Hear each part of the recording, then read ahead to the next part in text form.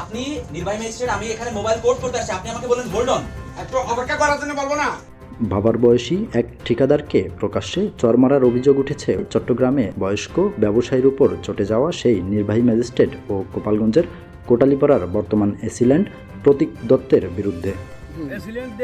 ঠিকাদারে বলে তুমি এই জায়গা থেকে চলে যাও, বলছে কেন আমি একজন ঠিকাদার, আমি চলে যাবো কেন?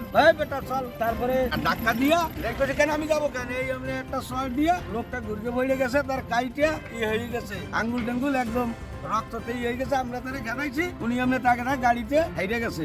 এই ঘটনায় বুধবার সকালে জামিলা গ্রামের জনসাধারণ এসিল্যান্ডের শাস্তির দাবিতে বিক্ষোভ করেছে। ওই মেশিন বসাচ্ছে, মেশিন বসালে খেয়াল একটা দেশে এই মেশিন দিয়ে এই এমনি থাবল দিয়েছে, ওই অফিসের থাবল দিয়েছে, থাবল দিলে মাতার কিছু কেন কইলো না, খালি থাবলটা দিলেন কেন, আমার কি আর নেইছে, তাহলে তুমি আমার গাল দিছো না।